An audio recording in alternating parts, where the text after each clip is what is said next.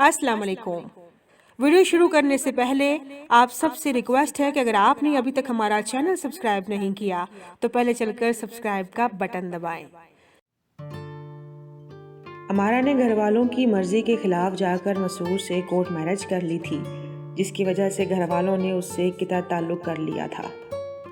अमारा भी घर वालों को उनके हाल पर छोड़कर मसूद के साथ एक फ़्लैट में शिफ्ट हो गई, जहां वो सुबह उठकर जल्दी ऑफिस चली जाती, जबकि मसूद घर से ही लैपटॉप पर काम करता। दोनों अपनी छोटी सी दुनिया में बहुत खुश थे।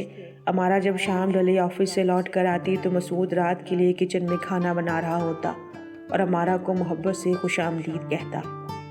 अमारा अपने शौहर की मोहब्बत में बहुत खुश थी। कुछ अरसे बाद उसके भाई ने भी उससे राब्ता बहाल कर लिया था। भाई की तरफ से सपोर्ट और शौहर का प्यार पाकर वो अब कदरे पुरसुकून हो गई थी। लेकिन ये सुकून भी वक्ती साबित हुआ, क्योंकि कुछ ही अरसे बाद अमारा का दिल मसूद की तरफ से बेजार रहने लगा। वो ऑफिस से वापस आकर बेदिली से खाना खाकर अपने कमरे में चली जाती और मसूद से खिंची खिंची सी रहने लगी। मसूद ने बहुत बार उसकी बेरुखी की वजह जानने की कोशिश की, लेकिन अमारा हर बार ही टाल जाती या फिर सख्त जवाब देती। दोनों के दरमियान अजनबियत की दीवार हायल हो चुकी थी, जिसमें ज्यादा किरदार अमारा ने अदा किया था। कुछ महीने बाद दोनों की शादी की सालगिरह आई तो मसूद ने अमारा को खुश करने के लिए घर को अच्छे से सजाया, अमारा की पसंद का खाना बनाया और उसका इंतज़ार करने लगा। मामूल के मुताबिक अमारा जब थकी हारी घर पहुंची तो मसूद ने उसको प्यार से वेलकम किया, उसे सालगिरह की मुबारकबाद पेश की। खिलाफे मामूल अमारा का मिजाज भी अच्छा हो रहा था। उसने भी मसूद को मुस्कुराकर जवाब दिया। दोनों ने खुशगवार माहौल में खाना खाया। खाने के बाद चाय का दौर चला। चाय पीने से पहले अमारा ने एक खूबसूरत डिबिया मसूद की तरफ ये कहकर बढ़ाई कि वो इसके लिए शादी की सालगिरह का तोहफा लाई है। मसूद खूबसूरत पैकिंग वाली डिबिया में सिर्फ एक कलम को देखकर बहुत हैरान हुआ, मगर अमारा की मोहब्बत समझकर कबूल किया।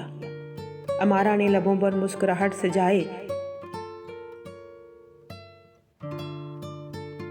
कहा कि चाय वो बनाएगी और उठकर किचन में चली गई। जल्दी ही वो भाप उड़ाती 2 चाय की प्यालियों के साथ हाजिर हुई। चाय मसूद के सामने रखते हुए उसने बताया कि वो चाय में चीनी डालना भूल गई थी और बाद में चीनी डालकर लाई है। चीनी चाय में अब तक मुकम्मल तौर पर हल नहीं हुई होगी। मसूद ने अमारा की तरफ गलती को नज़रअंदाज करते हुए उसी कलम की मदद से मुस्कुराते हुए चाय में चीनी हल की और चुस्कियाँ लेने लगा।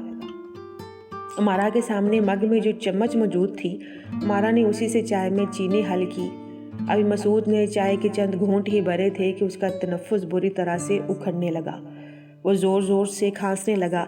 उसका सर मेज़ पर ढलक गया और कुछ देर तड़पने के बाद बगैर कुछ कहे सुने वो मर चुका था।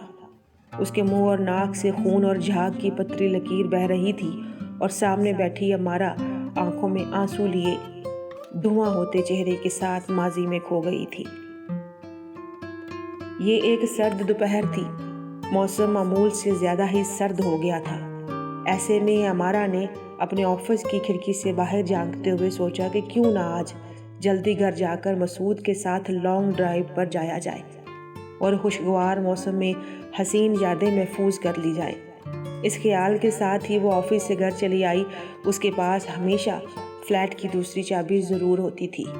वो फ्लैट में दाखिल होकर मसूद को सरप्राइज़ देने की नीयत से दबे पांव अपने कमरे की जानब बढ़ी, मगर अंदर से आती निस्वानी आवाज़ को सुनकर वो ठटक कर दरवाजे पर ही रुकने पर मजबूर हो गई।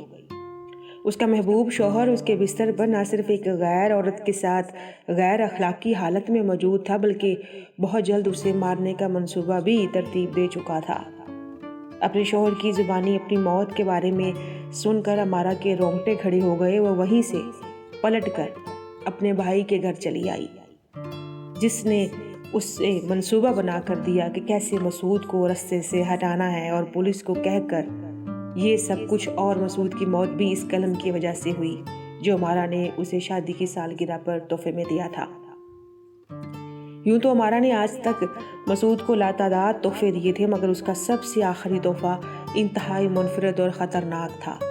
عورت مرد کی خاطر اپنا سب کچھ لٹا سکتی ہے تو اس کی بے وفائی بھی برداشت نہیں کر سکتی۔